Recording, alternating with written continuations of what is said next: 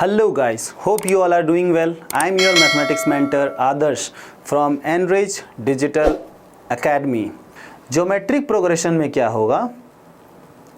Geometric progression में कुछ इस तरह होता है जैसे कि आप सोचो कि हमारे पास जो हमारा एपी होता था, तो एपी में क्या हम लोग सोचते थे कि वो कुछ टर्म्स आते थे, एक नंबर आता था, उसमें एक कांस्टेंट नंबर हम लोग बार बार ऐड कर रहे होते थे, तो वो एक सीक्वेंस जो प्रोड्यूस कर रहा होता था उसको हम लोग अरिथमेटिक प्रोग्रेशन बोल देते थे।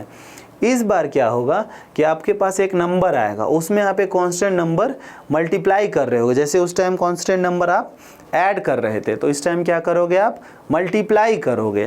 जैसे लेट्स से कि आप ए है ना, फिर आर से मल्टीप्लाई कर रहे हैं मान लो, तो ए आर, फिर आर से मल्टीप्लाई कर रहे तो ए आर स्क्वायर, फिर ए आर क्यूब, फिर ए आर 4, है ना, एंड सो ऑन। अच्छा, एक चीज़ ख्याल रखना कि जो कांस्टेंट नंबर आप मल्टीप्लाई कर रहे हो ये कभी भी हमारा ज़ीरो नहीं होना चाहिए। ऐसा नहीं कर देना कि ज़ीरो से मल्टीप्लाई कर दिए, ठीक है ना, ज़ीरो से मल्टीप्लाई मत करना, और उसके बाद जिससे मल्टीप्लाई करना है आप करते रहना। तो इसमें आप क्या फील करोगे कि जो ए है, ए जो हमारा है, ए हमारा होगा कि फर्स्ट टर्म, जैसे एपी में हमारा ए फर्स्ट टर्म था ना, तो वैसे यहाँ पर भी हमारा फर्स्ट टर्म ए ही होगा, है ना। उसके बाद इसमें आर है, उस टाइम आप क्या फील करते थे, याद करो, उसमें डी मिलता था आपको, आगे वाला टर्म माइनस पीछे वाला टर्म। तो ये आर है ना, आर इसमें क्या रहेगा, आगे वाला टर्म डिवाइडेड बाय पीछे वाला टर्म, है ना। आगे वाला टर्म को अगर पीछे वाले टर्म से आप डिवाइड करोगे तो आपको आर मिल जाएगा, यानी T N upon T N minus 1। ये रहा आपका आर निकालने के लिए।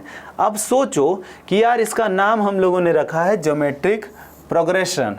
तो प्रोग्रेशन का जब हम लोग डेफिनेशन देख रहे थे तो उस टाइम हम लोगों ने क्या ऑब्जर्व करा था कि यार उसी को हम लोग प्रोग्रेशन बोलते हैं जिस सीक्वेंस के हम लोग nth टर्म के फॉर्मूला को डिराइव कर पाते हैं, है ना। अगर आपको इस सीक्वेंस के nth टर्म का फॉर्मूला आप डिराइव कर पाते हो तो आप इसको क्या बोलोगे कि हाँ ये प्रोग्रेशन है, ज्योमेट्रिक प्रोग्रेशन है ना। तो चलो फॉर्मूला हम लोग निकालने का ट्राई करते हैं nth टर्म का। अब जैसे ऑब्जर्व करो, इस सारे टर्म में देखो a है तो a होगा उसमें भी, तो लेट्स से a है। अब देखो मान लेते हैं कि r भी उसमें nth टर्म में r होगा। अब देखो इस वाले टर्म में r का पावर क्या है, हम लोग ऐसा इमेजिन कर सकते हैं कि यहाँ पर r का पावर 0 है, यानी this is what a r to the power 0। तो r का पावर 0 है तो 0 है तो 1 ही होगा, तो यानी a। अब देखो इस वाले में जैसे फर्स्ट टर्म में r का पावर क्या है 0, सेकेंड टर्म में r का पावर क्या है 1, थर्ड टर्म में r का पावर क्या है 2, फोर्थ टर्म में r का पावर क्या है 3। तो हम लोग ऐसा सोच पा रहे हैं कि जिस टर्म के बारे में हमको r के बारे में सोचना है वो क्या हो रहा है, एक कम हो जा रहा है। यानी यहाँ पर क्या होगा, इसमें भी nth टर्म में क्या होगा, एक r कम हो जाएगा, यानी n-1, यानी nth term of an GP will be what, A R to the power n-1। समझ में आया? चलो इस तरह से हम लोग सोचते हैं ज्योमेट्रिक प्रोग्रेशन के nth टर्म के बारे में। वो क्या होता है, A R to the power n-1। ये रहा आपका कॉमन रेशियो का फॉर्मूला और ये रहा आपका nth टर्म का फॉर्मूला। चलेगा? अब देखो, अब हमारे से क्वेश्चन का डिमांड ये है, the nth term of the series this is this. हम लोगों को एक सीरीज दे दिया है, उसमें हम लोगों को nth टर्म दे दिया है और हम लोगों से डिमांड करा जा रहा है कि आप n का वैल्यू बता दो। तो चलो देखते हैं। तो अगर ये जीपी में है, जीपी में देखो है कि नहीं है, हम लोग 3 में ऐसा क्या नंबर मल्टीप्लाई करेंगे जो √3 आ जाएगा। तो हम लोगों ने क्या करा, 3 को √3 से डिवाइड कर दिया, है ना, या फिर 1/√3 से मल्टीप्लाई कर दिया। तो 1/√3 से मल्टीप्लाई करोगे तो √3 आएगा, फिर से 1/√3 से मल्टीप्लाई कर दो तो ये आएगा, एंड सो ऑन चलते रहेगा। तो यानी आप ये जीपी में है। तो हम लोग इसमें टीएन का फॉर्मूला क्या यूज़ करते थे, वो A R to the power n-1।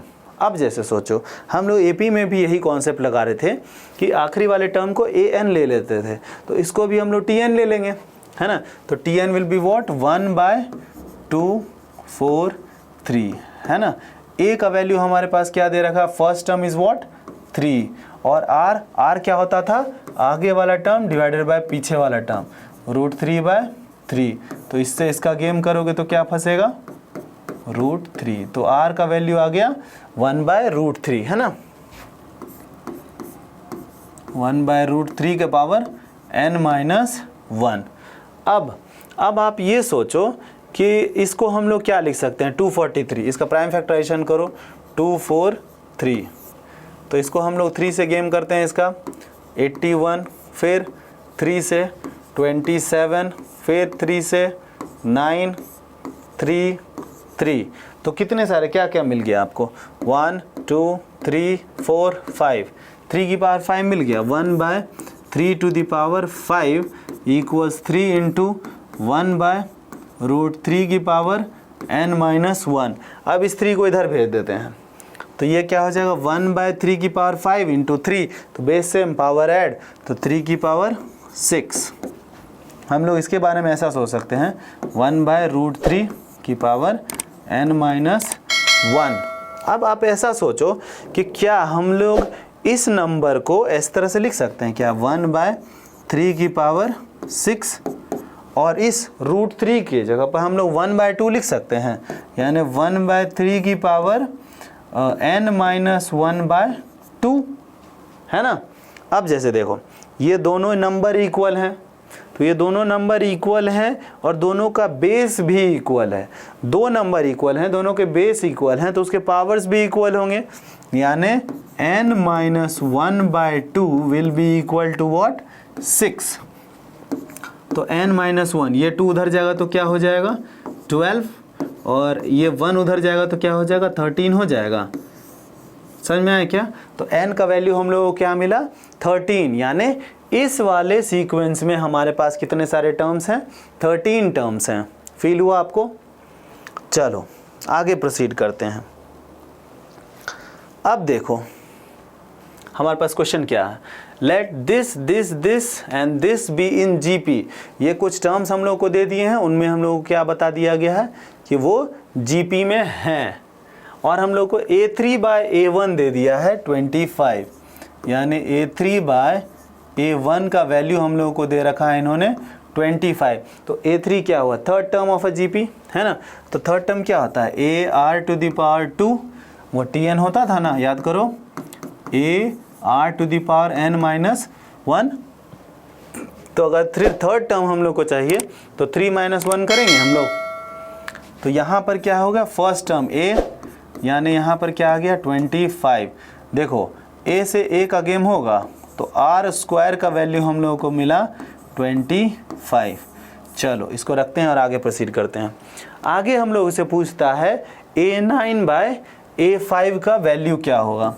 तो A9/A5 का वैल्यू निकालते हैं। तो पहले तो इसको ब्रेक करो आप, ये कैसा दिखेगा, AR⁸ दिखेगा और ये AR⁴ दिखेगा।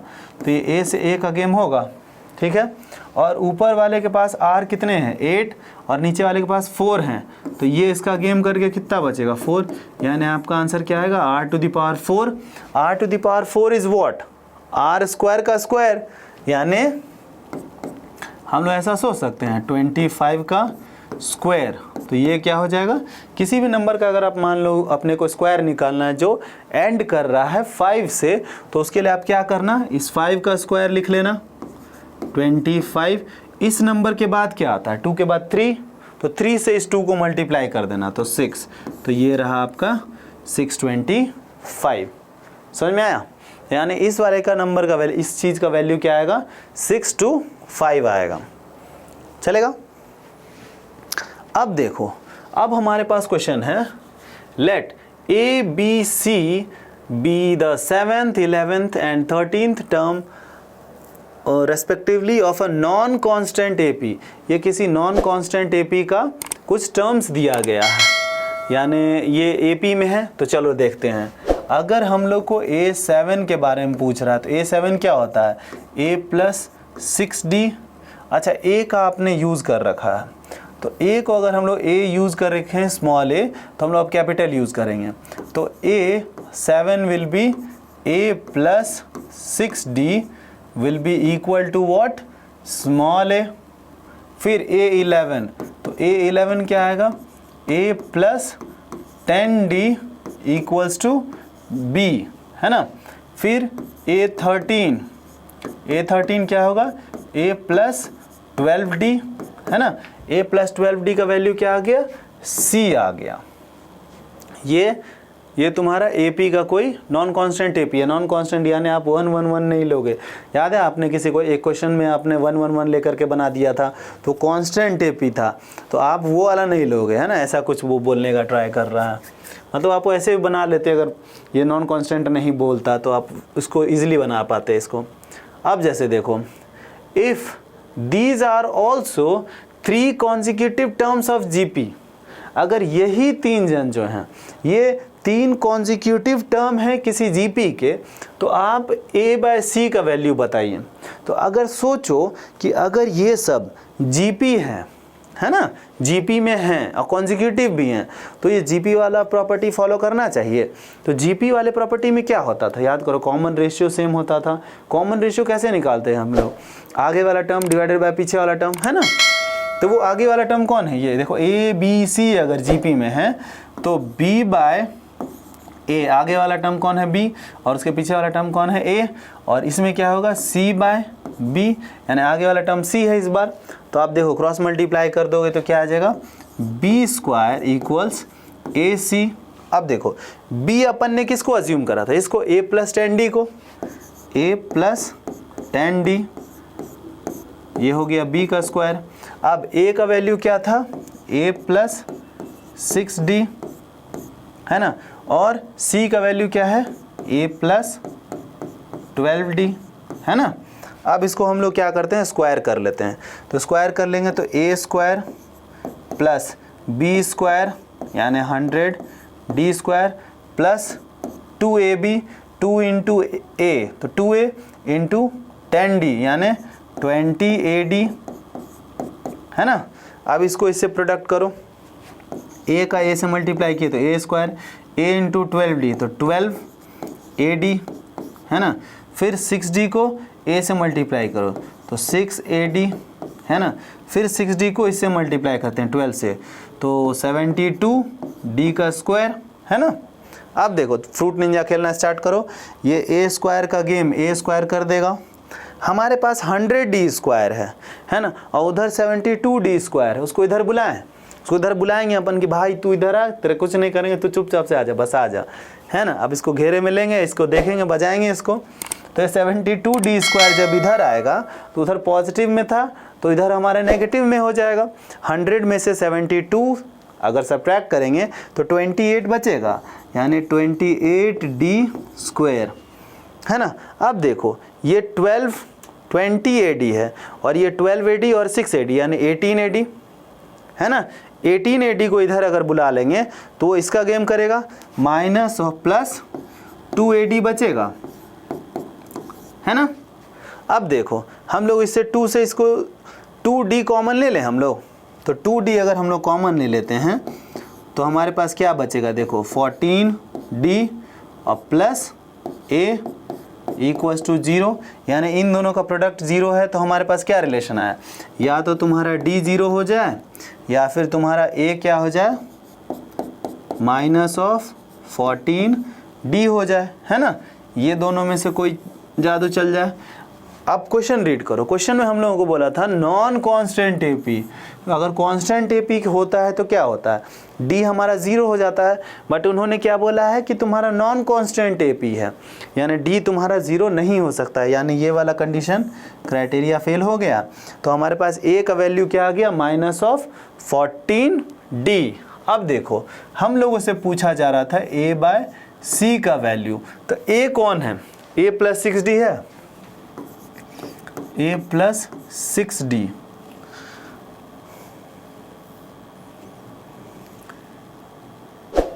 तो A कौन है, A कौन है, A plus 6D, A plus 6D।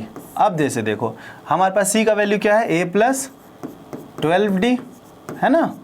तो A का वैल्यू अपन ने अभी निकाला है माइनस ऑफ 14D, तो minus of 14D plus 6D, तो क्या आ जाएगा, -8d आएगा, है ना। फिर -14d प्लस 12d, तो -2d आया। अब सोचो d से d का गेम, माइनस से माइनस का गेम, और ये 2 8 का गेम कर देगा 4 टाइम्स में, तो हमारे पास क्या वैल्यू आ गया, 4 आ गया। a/c का वैल्यू क्या आ गया, 4। आप समझ पाए इस क्वेश्चन को हम लोगों ने कैसे अटेम्प्ट करा। चलो अब आपको इसके बारे में समझ में आ गया। अब हम लोग आगे प्रोसीड करते हैं। अब देखो, if second, fifth and ninth term of a non constant AP are in GP. देखो नॉन कांस्टेंट एपी बोल दिया। नॉन कांस्टेंट एपी का मतलब क्या हुआ कि हमारा जो d है कॉमन डिफरेंस वो 0 नहीं है। तो अब हम लोगों को दिमाग लगाना है कि आगे ही कैसे प्रोसीड करेगा। तो इसको आप देखो कि क्या हम लोग इस तरह से सोच सकते हैं कि हमारा सेकेंड टर्म क्या होगा। तो सेकेंड टर्म आप इस तरह से देखने का ट्राई करो। सेकेंड टर्म हमारा a2 will be a plus D. फिर फिफ्थ टर्म हमारा क्या होगा, a प्लस 4d, और ninth term will be what, a plus 8d, है ना। ये बोलता है आर इन जीपी, ये जीपी में है। तो जीपी में अगर है तो ये कॉमन रेशियो इसका सेम हो रहा होगा, यानी आगे वाले टर्म डिवाइडेड बाय पीछे वाला term will be equal through out the series. तो हम लोग ऐसा सोचे कि जैसे देखो आगे वाला टर्म कौन है, ये है, यानी a plus 4d divided by a plus d equals a plus 8d divided by a plus 4d, है ना। ये कॉमन, यही होता है ना कॉमन रेशियो, आगे वाला नंबर डिवाइडेड बाय पीछे वाला नंबर, ये सारे इक्वल्स होंगे। अब जैसे देखो इन दोनों क्रॉस मल्टीप्लाई करते हैं तो हम लोग को क्या मिलेगा, a प्लस 4d का square equals a plus d into a plus 8d, है ना। इसका स्क्वायर करो तो क्या हम लोग को a प्लस b का होल स्क्वायर आएगा, तो a square plus b square 16d square, a square plus b square plus 2ab, तो 8ad आएगा, है ना। अब जैसे देखो a को a से मल्टीप्लाई करा अपन ने, तो a square plus 8ad plus ad plus 8d square, है ना। अब जैसे देखो इस a स्क्वायर का ये स्क्वायर गेम कर देगा, इस 8ad का ये 8ad गेम कर देगा, तो हमारे पास क्या बचा, ये और ये। अब इस 8d स्क्वायर को इधर बुलाओ, ठीक है। तो 16d स्क्वायर में से 8d स्क्वायर चला गया, तो क्या फंसेगा, 8d स्क्वायर, और इधर क्या बचेगा, ad। तो क्या हम लोग d से d का गेम कर सकते हैं, तो हमारे पास a का वैल्यू क्या मिला, 8d, चलेगा। अब देखो हम लोगों को पूछ रहा है then the common ratio of the GP is what. हम लोगों को कॉमन रेशियो निकालना है। तो कॉमन रेशियो कैसे निकलता है, वो आगे वाला टर्म डिवाइडेड बाय पीछे वाला टर्म, यानी a plus 4d divided by a plus d। अभी अपन ने a का वैल्यू निकाला है 8d, 8d प्लस 4d क्या हुआ, 12d, 8d प्लस d तो क्या आया, 9d, तो d से d घूमने गया।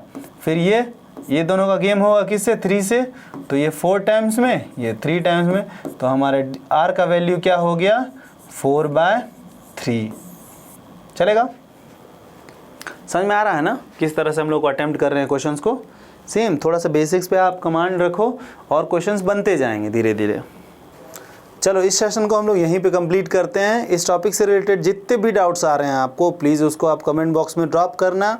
और अगर आपको ये वीडियोस वर्थ इट लगता है तो आप इसको प्लीज़ शेयर करना, सब्सक्राइब करना इस चैनल को, और जितना ज़्यादा शेयर कर सकते हो प्लीज़ करना। फ्री है, मज़ा आएगा यार, फुल शेयर करो।